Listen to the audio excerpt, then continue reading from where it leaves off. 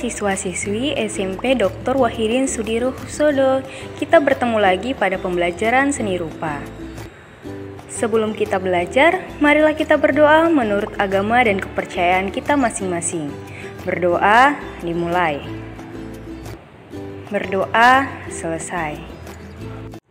Materi kita sebelumnya yaitu seni patung, yang berfokus pada pengertian fungsi, bentuk, dan jenis patung. Dan materi kita hari ini mengenai seni patung dengan fokus bahan, alat, teknik, dan praktik berkarya seni patung. Dengan tujuan pembelajaran, siswa mampu memahami alat dan bahan serta teknik berkarya dalam seni patung. Sebelumnya kita mau baca dahulu tentang patung dirgantara.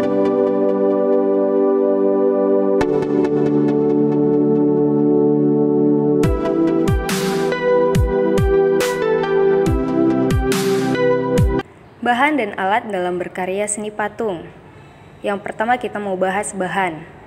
Bahan yang pertama bahan lunak. Bahan lunak adalah material yang empuk dan mudah dibentuk, misalnya tanah liat, lilin, sabun, plastisin, dan bahan yang mudah dibentuk lainnya. Kelebihan dan kekurangan bahan lunak, contohnya sabun, kelebihannya mudah dibentuk dan kekurangannya ukurannya kecil sehingga ada keterbatasan dalam berkarya yang lebih besar. Bahan sedang. Bahan sedang artinya bahan itu tidak lunak dan tidak keras, contohnya kayu waru, kayu sengon, kayu randu, kayu mahoni. Selanjutnya bahan keras. Bahan keras yaitu berupa kayu atau batu-batuan, contoh kayunya ada kayu jati dan kayu lainnya, dan bahan keras lainnya seperti batu padas dan batu lainnya. Selanjutnya ada bahan cor atau cetak. Bahan yang dipakai untuk proses ini antara lain semen, pasir, gips, logam, timah, perak, emas, dan juga beberapa bahan kimia lainnya seperti fiber atau resin. Juga ada bahan-bahan lain yang ada di sekitar kita atau bahan bekas lainnya, misalnya kertas. Selanjutnya kita mau bahas alat. Peralatan yang digunakan untuk membuat patung tergantung kepada bahan dan teknik yang digunakan. Yang pertama ada butsir. Butsir adalah alat bantu untuk membuat patung terbuat dari kayu dan kawat. Selanjutnya meja putar. Meja putar adalah meja bulat yang bisa berputar. Fungsinya untuk memudahkan dalam mengontrol bentuk dari berbagai arah.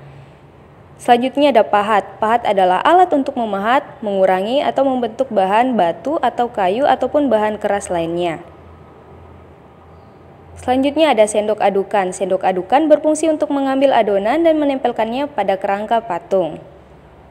Terakhir ada alat las, karbit, atau listrik. Kita mau bahas teknik dalam berkarya seni patung. Dalam berkarya seni, proses pembuatannya disebut teknik. Dalam berkarya seni patung ada beberapa teknik, antara lain ada teknik pahat. Teknik pahat yaitu mengurangi bahan menggunakan alat pahat. Misalnya membuat patung dan relief dengan bahan dasar kayu dan batu. Alat yang digunakan adalah pahat dan palu. Yang kedua teknik butsir. Teknik butsir yaitu membentuk benda dengan mengurangi dan menambahkan bahan. Misalnya membuat keramik dengan bahan dasar tanah liat. Alat yang digunakan adalah sudip. Teknik cor. Teknik cor adalah membuat karya seni dengan membuat alat cetakan. Kemudian dituangkan adonan berupa semen, gips, dan sebagainya sehingga menghasilkan bentuk yang diinginkan. Alat yang digunakan adalah cetakan.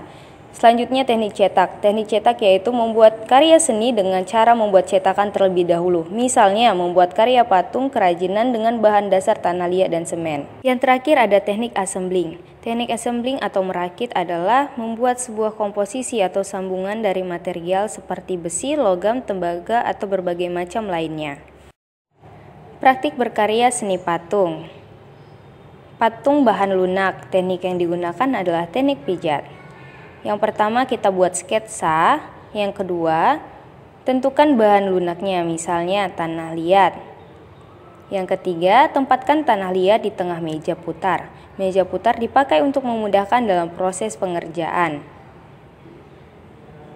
Selanjutnya, bentuk bahannya dengan cara dipijat-pijat sehingga mendekati model yang diinginkan. Dan yang terakhir, setelah terbentuk secara global, sempurnakan bentuk dengan alat bantu seperti butsir atau bahan lainnya yang diperlukan. Patung bahan keras. Teknik yang digunakan yaitu dipahat atau diukir. Yang pertama, buatlah sketsa atau desain. Yang kedua, siapkan balok kayu atau batu sesuai ukuran yang kita inginkan. Dan yang ketiga, pindahkan gambar atau pola di atas permukaan ke bahan keras tersebut. Yang keempat, lakukan pemotongan untuk mengurangi jika masih terlalu besar. Lakukan pembentukan sedikit demi sedikit dengan alat hingga mendekati bentuk global.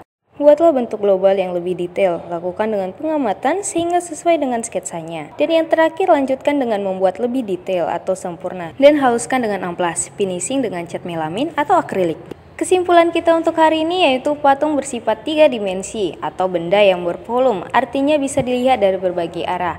Dari perwujudannya atau bentuknya, patung dapat dibedakan menjadi 3, yaitu patung figuratif, patung deformatif, dan patung non-figuratif atau imajinatif. Bahan seni patung dapat dibedakan menjadi 4, yaitu bahan lunak, bahan senang, bahan keras, bahan cor atau cetak, dan bahan-bahan lainnya yang berada di sekitar kita. Peralatan yang digunakan untuk membuat patung tergantung kepada bahan dan teknik yang digunakan. Ada butsir, meja putar, pahat, sendok adukan, alat las karbit, atau listrik.